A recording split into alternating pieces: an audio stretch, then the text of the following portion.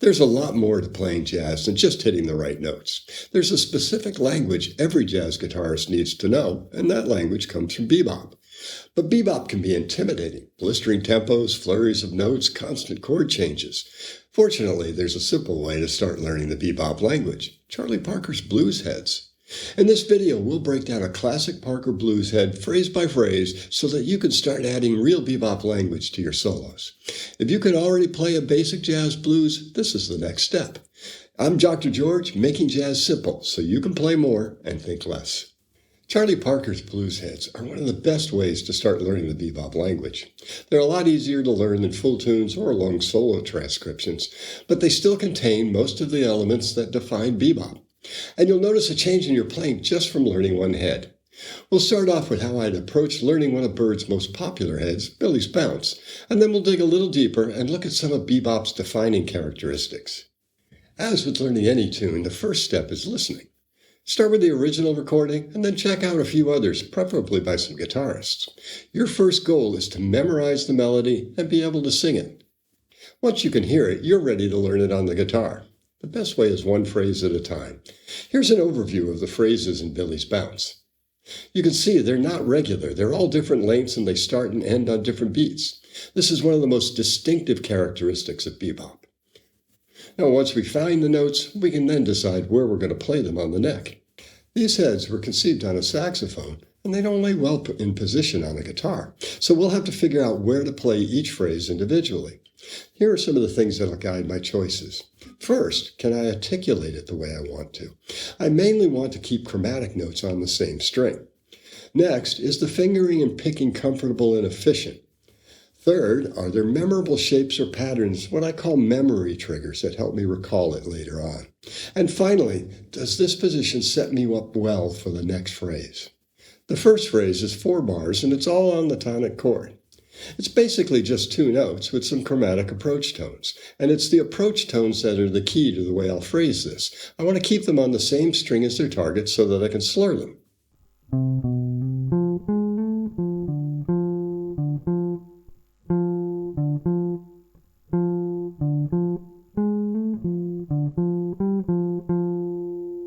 Phrase 2 is about 2 measures long.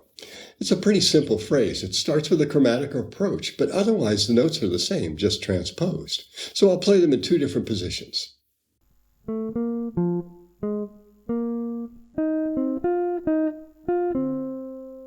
Now, phrase 3 is just 1 bar, but it packs a lot into it. It's a classic bebop type phrase. Now, if you were reading this, you might not realize that the 2 leaps are the same interval. So I want to play those the same way. And then once again, keep the chromatic notes on the same string.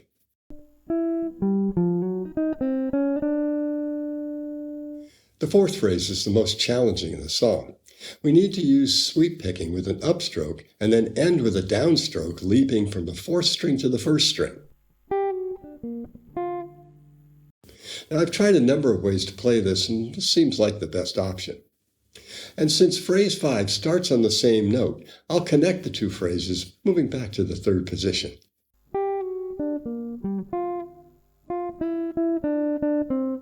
Then the final phrase repeats the opening motive with just a little syncopation to bring us home. Now let's look at the process to learn bop heads. You're going to spend about 5 minutes on each phrase on the first day. Start out by learning the first phrase and at whatever tempo you can play it almost perfectly. And then learn phrase 2 at the same tempo. Then put them together. Now this tempo can be really slow because if you can sing it, you can always slow it way down so that you can play it on the guitar. So you'll continue this until you have all the phrases, always at a tempo where you make very few mistakes. And then begin working it up to tempo a little faster each day. Now, if one of the phrases is giving you trouble, work it for 5 minutes by itself. Now, it might take a week or so to get it up to tempo, but that's okay. These are challenging melodies, and the result is worth it. Plus, you're adding a tune to your repertoire.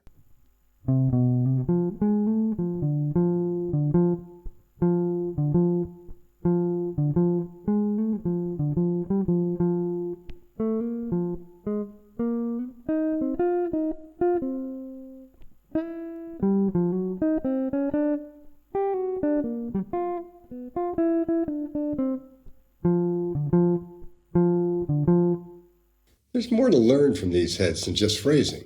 Charlie Barker blues heads are basically the instruction manual for bebop. Every time you learn one, your playing starts to sound a little more like jazz. Your phrasing improves, your rhythm gets hipper, and your technique gets cleaner. Let's dig just a little bit deeper. Here's a couple of things to look for. First is approach notes, and the most common is the enclosure-like figure.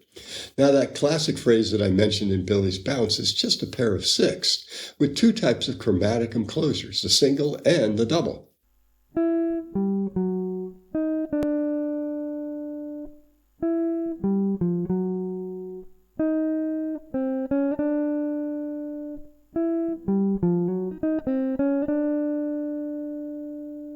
Enclosures can also be diatonic, as in the end of Blues for Alice.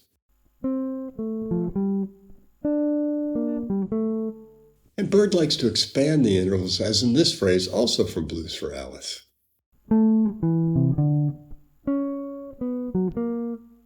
The other is arpeggios. Now, you'll see that there are probably fewer arpeggios than you thought, but here are some cool ways Bird uses them. Now, the classic bop arpeggio is going from the 3rd up to the 9th. And you see that in Blues for Alice and Relaxin' in Camarillo. They also use a chromatic approach and a triplet, which really gives it some forward motion.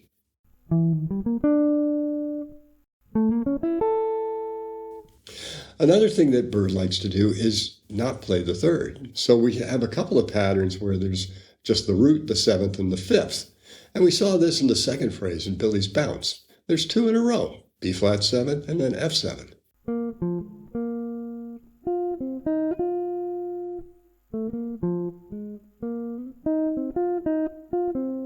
And then finally, triads. We tend to think of jazz as being all 7th chords, but Bird uses triads often, as in the first measures of Blues for Alice or Relaxin' in Camarillo.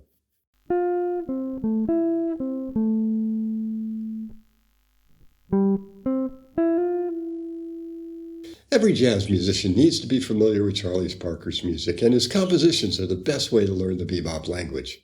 So start learning them, one tune at a time. Start with some blues, then rhythm changes, and then some tunes written over standard progressions like Donnelly or ornithology. Each one adds a few more tools to your language. If this ear-first, tune-based approach makes sense to you, this is exactly what we do in my program Jumpstart Jazz Guitar. We pick real tunes, learn them so you'll never forget, and I show you how to practice them in 30 minutes a day so your playing actually improves.